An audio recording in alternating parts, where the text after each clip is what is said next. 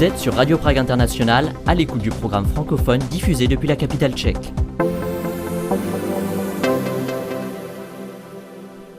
Dobrý den, bonjour à toutes et à tous et merci d'être fidèles à l'écoute de Radio Prague International en français. Le vendredi saint étant bien évidemment un jour de fête en Tchéquie, mais aussi surtout un jour férié, c'est une émission spéciale que nous vous proposons aujourd'hui avec un grand entretien avec un écrivain tchèque qui partage sa vie entre Prague et Marseille où il vit, et qui nous expliquera notamment pourquoi, selon lui, les Français ne connaissent pas du tout le concept d'Europe centrale. Vous écoutez donc Radio Prague International, vous faites très bien, très bonne écoute.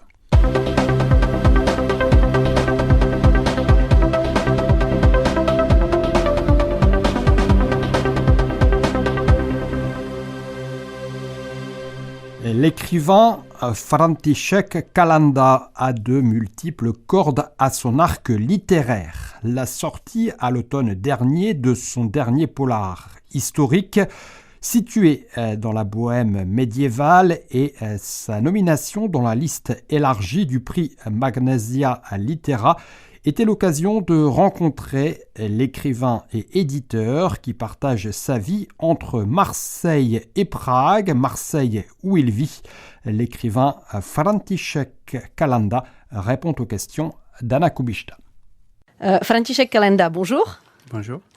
Vous êtes écrivain, directeur de la maison d'édition Bourdon, mais vous êtes également un contributeur régulier pour différents médias tchèques, où vous évoquez notamment la situation politique et sociale en France, où vous vivez depuis quelques années, mais également vous parlez d'Amérique du Sud, parce que vous connaissez bien notamment le Brésil. Au cœur de votre vie et de votre travail, il y a surtout les livres. On parlera évidemment des vôtres, mais peut-être ma première question, ce serait quel genre de lecteur êtes-vous ? Moi, je suis le même genre de lecteur comme écrivain. Alors, j'adore les romans historiques, surtout, les polars historiques aussi. J'aime les polars en général. Le crime, ça m'a toujours fasciné. Et sauf ça, il y a aussi la non-fiction, ça m'intéresse beaucoup. Alors, la géopolitique et toutes les titres dans ça, les biographies, les mémoires des personnages politiques, ça c'est un genre assez populaire en France, et que ça m'a toujours fasciné que c'est possible de lire les autobiographies de tous ces personnages fascinants, comme il y aurait par exemple très bientôt en tchèque aussi l'autobiographie de Nicolas Sarkozy. Alors c'est quelque chose que j'aime bien de lire, et aussi j'aime bien d'écrire les romans historiques surtout. On dit souvent que les Tchèques sont de grands lecteurs. En 2024, une étude Eurostat classait la Tchéquie à la 8e place au sein de l'Union européenne et montrait que 64% des Tchèques avaient lu au moins un livre en un an. Bon, ok, c'est pas mal, mais c'est pas trop. C'est pas beaucoup non plus. Mais bon, c'est quand même bien au-delà de la moyenne européenne qui est de 53%. Des études plus détaillées montrent que chaque Tchèque lit en moyenne 7 livres par an et qu'un tiers des habitants lisent quelque chose tous les jours. Donc un peu d'un livre, quelques pages. D'où vient selon vous ce lien très fort des Tchèques avec la lecture ? C'est historique vraiment. Par exemple, on avait l'éducation obligatoire, ça existait en Tchéquie, bien sûr, toute la monarchie autrichienne depuis il y a des siècles et bien avant la France ou l'Angleterre. Alors, il y avait surtout la classe moyenne qui a lu avant que les autres pays, j'imagine. Et ici, vraiment, la classe moyenne, pour moi, c'est le cœur de lecteurs. Ça reste parce qu'il y a des pays où, historiquement, il y avait des traditions littéraires très fortes. Je dis par exemple Espagne ou Portugal, mais c'était vraiment les élites qui ont lu. La classe moyenne soit n'existait pas vraiment, pas trop, et les classes populaires n'avaient pas vraiment accès à lire. Et même aujourd'hui, c'est pas vraiment comparable avec la Tchéquie, par exemple. Vous voyez pas des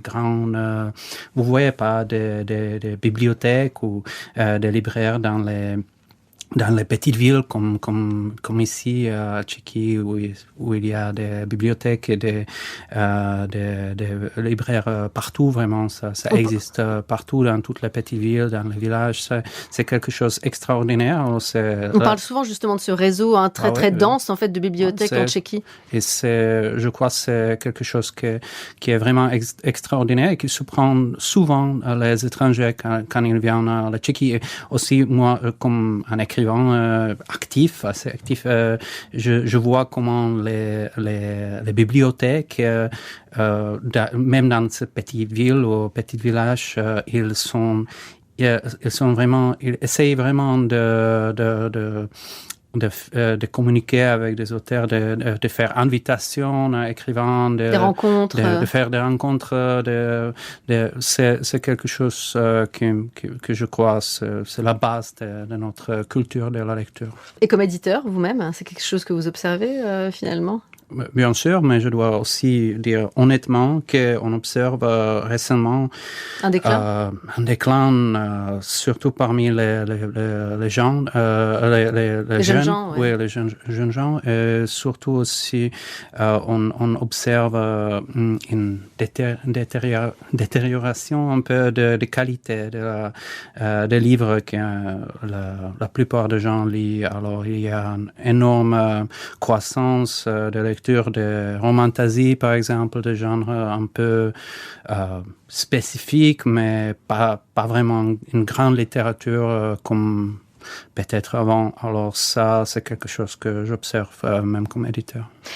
Mais sinon, quel genre de lecteurs sont les Tchèques pour le coup? Vers quel type de livres ils vont plus volontiers, on va dire de manière globale, si on accepte en effet ce changement progressif? C'est un peu difficile à dire, mais si vous faites vraiment parce qu'il y a des grandes différences entre les écrivains plus populaires en Tchéquie. Par exemple, il y a Patrick Hartl, on le publie aussi, c'est l'écrivain le plus lu en Tchéquie, et c'est un genre un peu lifestyle, je sais pas, c'est un peu légère vraiment la lecture. Il se traite pas, il écrit pas vraiment sur des sujets très difficiles ou très, je sais pas, les sujets historiques, etc. C'est vraiment la vie ordinaire des gens, et ça, c'est extrêmement populaire. Il y a chaque livre se vend 250 000 exemplaires. C'est quelque chose, c'est un trend énorme. C'est énorme. Mais aussi, en même temps, vous avez, par exemple, Kateřina Tučková qui écrit sur ou même Karin Lednická, elle écrit sur des sujets très difficiles, très difficiles, aussi très importants pour l'histoire tchèque. Et ce sont des livres qui sont pas tellement ouverts à, je sais pas, lecture légère, de lecture ordinaire, et ça. Et pourtant, ça a du succès. Et pourtant, ce sont des grands écrivains tchèques avec succès comparable avec Hartl. Alors, il y a ces deux tendances très différentes. Alors, c'est difficile un peu de faire une généralisation. Mais c'est très bien que vous rappeliez d'ailleurs Kateřina Tučková, parce qu'on en a beaucoup parlé sur notre antenne récemment, notamment parce que justement, on avait discuté avec sa traductrice française, Aurélie Santolin, pour parler justement du livre Les exilés de Moravie, qui parle justement de l'expulsion des Allemands de Brno après, à l'issue de la Seconde Guerre mondiale, et notamment aussi, on en a reparlé récemment puisqu'il y a eu cette série. Et c'est vrai qu'en effet, elle a du succès aussi. On le voit parce qu'elle est traduite vers l'étranger pour le coup. Bien sûr. Vous vivez depuis plusieurs années en France, à Marseille, plus précisément. Qu'est-ce qu'on pourrait dire? Alors, comment est-ce qu'un Tchèque se retrouve à Marseille? Alors qu'en effet, pour le coup, on connaît des Tchèques à Marseille aussi. On a une collègue, notamment Magdalena, qui depuis plusieurs années et qui collabore avec nous fournit un podcast sur les Tchèques, des femmes tchèques exilées en France. Comment vous êtes retrouvée à Marseille? C'est une longue histoire qui est liée vraiment à ma famille, et surtout à ma femme, parce que ma femme elle est franco-marocaine, on peut dire. Et alors quand on s'est rencontrés il y a 10 ans, c'était au Maroc, mais après elle est déménagée vers France. Au premier c'était Besançon, après on s'est déménagé vers Aix-en-Provence. Et... De plus en plus au sud? Oui, de plus en plus au sud, mais maintenant on est à Marseille, alors c'est impossible de se bouger plus vers sud, j'imagine, à ce moment-là. Alors on est vraiment à côte. Et ça, c'était à cause de boulot de ma femme, surtout parce que moi, je suis assez flexible par rapport au travail et je bouge assez entre Prague et Marseille à ce moment-là. Je dois dire aussi que récemment, quand j'ai un nouveau-né, je suis un peu obligé de rester plus en France qu'avant, mais j'avais vraiment ma vie était entre des pays, et un peu entre 3 pays en fait, avec Maroc aussi. Mais ça, c'est la raison principale parce que j'ai toujours admiré la France. J'aime bien la langue, j'adore la culture, surtout l'histoire de France.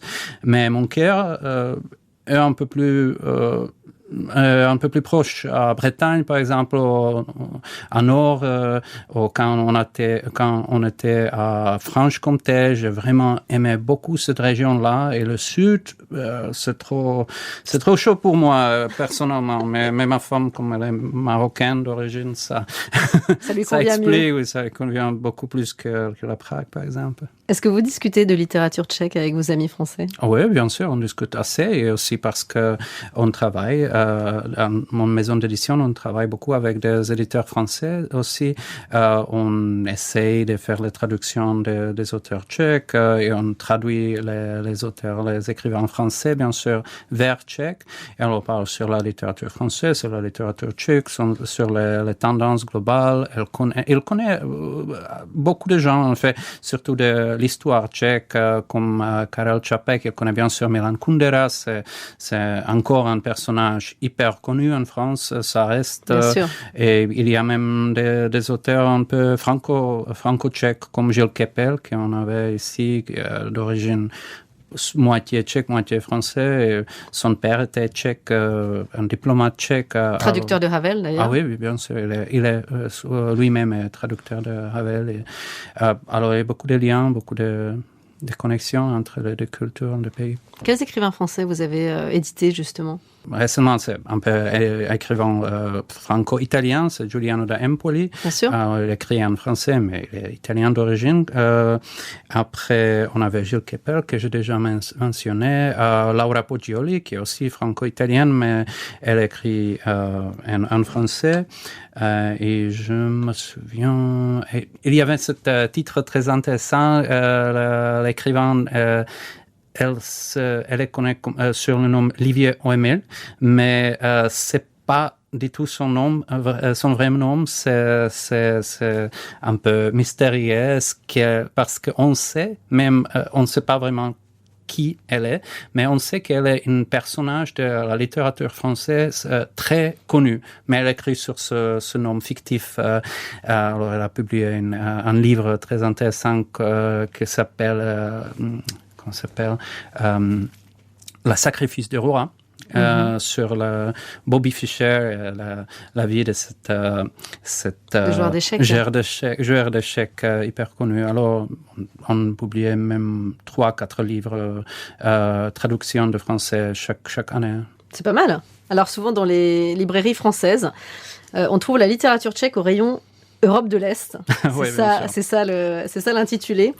Comment est-ce que vous comprenez, pour le coup, en France, ce résidu un peu de guerre froide dans les rayonnages des librairies françaises? En général, les Français, ils connaissent pas du tout ce concept de l'Europe centrale. Ça n'existe pas vraiment dans mon expérience. Peut-être la classe un peu plus intellectuelle, mais même eux, ils sont assez souvent obsédés avec la Russie. Alors pour eux, la Tchécoslovaquie ou la Tchéquie, c'est vraiment une extension de la Russie et la culture russe, etc. Alors il y a cette difficulté pour nous un peu avec toute l'histoire compliquée entre les pays de l'Europe centrale, l'Europe de l'Est, etc.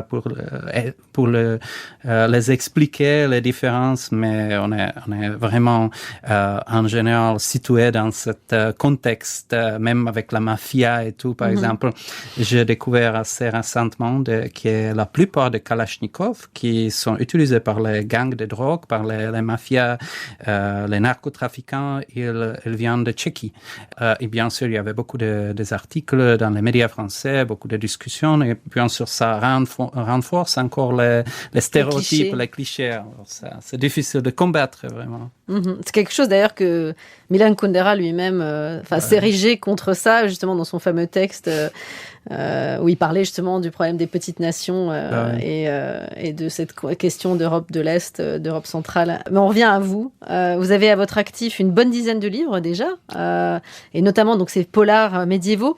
Et moi, j'ai trouvé ça super intéressant parce que c'est un genre finalement qui est très populaire en France pour le coup. On pense aux éditions 10-18 qui ont publié énormément de polars de ce type, ces polars historiques. J'étais très étonnée il y a quelques années, en tout cas, c'est moins le cas évidemment aussi grâce à vos livres, que ce soit pas plus développé finalement en Tchéquie, parce que j'ai toujours trouvé que l'histoire du Moyen-Âge en Bohême était très présente dans l'imaginaire des Tchèques, c'est sûr. À cause justement de Charles IV notamment. Surtout. Qu'est-ce qui vous a donné envie justement d'écrire ces polars médiévaux ? J'ai toujours envie d'écrire et d'écrire sur l'histoire médiévale en général parce que j'étais obsédé avec l'histoire médiévale depuis ma jeunesse. C'est à cause de ma mère, j'imagine, et aussi ma grand-mère qui sont des grands fans de l'histoire. Et depuis toujours, je me souviens de visiter les châteaux, lire sur les histoires de cette famille royale, les familles de l'aristocratie. Alors ça, c'était sûr. Mais après, j'ai découvert un peu les livres, notamment les livres sur Cadfael, le frère Cadfael, alors écrit par Ellis Peters, alors Edith Pargeter. J'ai toujours bien aimé ce type de livre et ça m'a inspiré d'écrire les polars historiques vraiment. Et aussi, je dois dire, parce que il y a un écrivain hyper connu, bien sûr, dans ce genre en Tchéquie, qui s'appelle Vondrouška, Vlastimil Vondrouška. Il vend des dizaines de milliers de livres, pas comme moi. C'est pas du tout comparable avec ma production. Et le succès de lui est énorme. Il est vraiment parmi les auteurs plus connus en Tchéquie, en général. Et j'ai toujours... Je m'ai toujours senti un peu frustré avec ce type de livre, surtout parce que il est un très fort nationaliste. Il écrit sur les Moyen-Âge de cet point de vue, pour moi, presque communiste. C'est un point de vue national communiste avec l'église qui était il y avait plein de voleurs de ce genre de trucs. Le Moyen-Âge était sans culture, c'était vraiment brut, noir, sale, sombre, hyper sale. Il y a crime partout et ça j'ai envie de montrer de l'autre visage aussi de Moyen-Âge. Bien sûr, c'est un peu paradoxal de dire ça et après écrire des polars historiques avec plein de meurtres, plein de les meurtres, il y en a toutes les séries et tout ça. Bien sûr. Mais même comme ça, j'essaie vraiment de montrer le Moyen-Âge de son côté un peu plus intéressant, plus intellectuel aussi, un peu plus divers que vraiment est souvent présenté dans les médias. Le Moyen-Âge, pour vous, il y a une bonne matière dramaturgique alors à placer un meurtre dans cette époque-là. C'est une époque très éloignée, mais en quoi peut-être vous y trouvez quelque chose de notre époque ou en quoi est-ce que vous arrivez à trouver des passerelles entre les deux époques finalement ? Il y a tellement de trucs qui nous connectent vraiment avec les personnes de Moyen-Âge et je crois qu'il y a souvent des stéréotypes sur cette période, mais par exemple, même l'importance de la religion, on voit dans le monde actuel, peut-être sauf l'Europe de l'Ouest qui est un peu, on va dire, surtout la France après la Révolution et tout. Alors ça, c'est un peu éloigné de la religion, mais on voit dans le monde actuel partout comment la religion est importante pour la plupart des gens, pour la grande partie de la population mondiale, comment la spiritualité est importante. Bien sûr, la base reste toujours la même.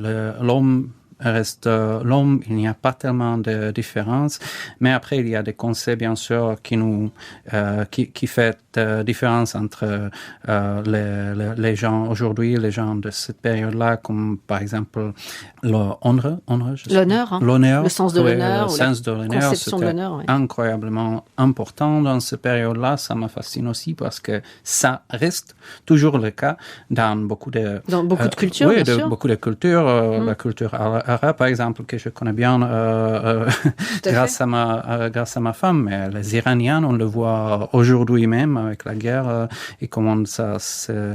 Alors absolument. Ça je vois, il y a toujours de bases qui restent la même, et après il y a des petites différences qu'on peut même observer dans les autres cultures d'aujourd'hui. Et ça m'intéresse et ça me donne aussi un peu d'inspiration pour essayer de connaître un peu plus la mentalité de la Moyen-Âge. Votre dernier roman, ça s'appelle en tchèque Strážce svaté relikvie. En français, ça se traduirait comme le gardien de la relique sainte, ou des reliques saintes. De la relique sainte, en fait. C'est un singulier. Et ça fait partie de la liste élargie des nominations pour le prix Magnesia Litera. Peut-être, qu'est-ce qu'on peut dire sur ce roman que vous avez publié et qui se situe à l'époque du roi Přemysl Otakar Ier? Oui, c'est une époque pour moi vraiment fascinante parce que c'est l'époque de la guerre interne, de la guerre civile à Empire sacré allemand, qu'on s'appelle le Holy Roman Empire. Alors, je ne suis pas vraiment sûr. Le Saint-Empire germanique. Romain germanique. Germanique. Et cette guerre civile était vraiment très liée avec l'histoire de Tchéquie parce que Přemysl Otakar, il était parmi les acteurs plus importants de cette guerre. Il a changé plusieurs fois, il a changé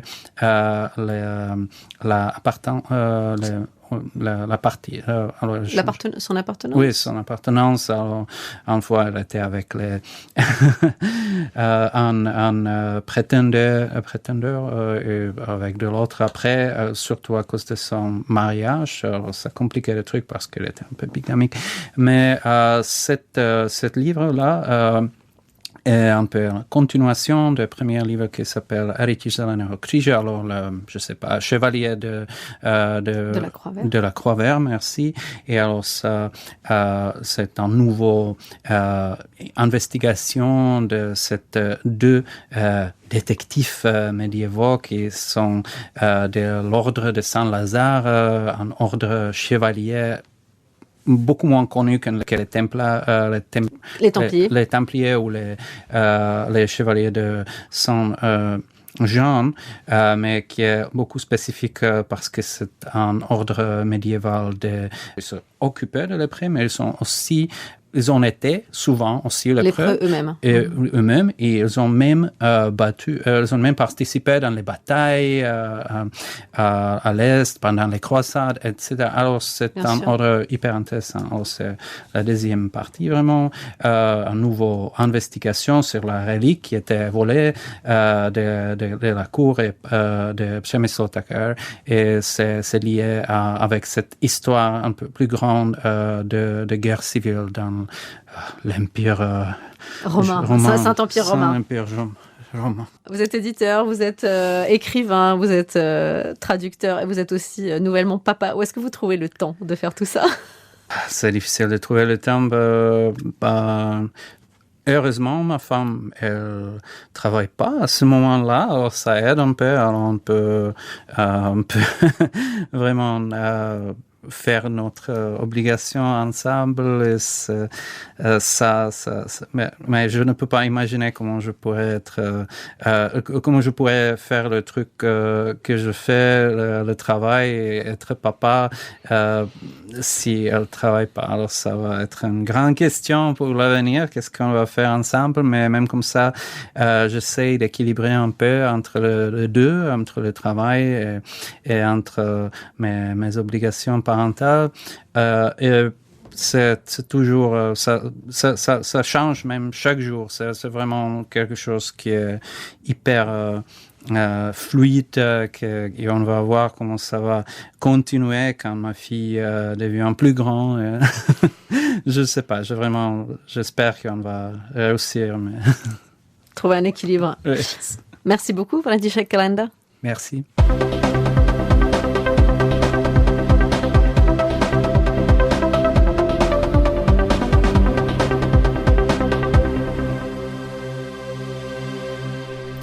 Voilà, c'est donc sur ces propos de l'écrivain tchèque František Kalanda qui répondait aux questions d'Anna Kubišta que s'achève pour ce vendredi le programme préparé par l'équipe de la rédaction francophone de Radio Prague International. Merci de votre attention, merci également de votre fidélité à nos émissions et à très bientôt avec de nouveaux Radio Prague International dans vos oreilles, si possible dès ce week-end pascal avec nos émissions spéciales. D'ici là, bon week-end, bonne fête de Pâques à toutes et à tous. Ahoj!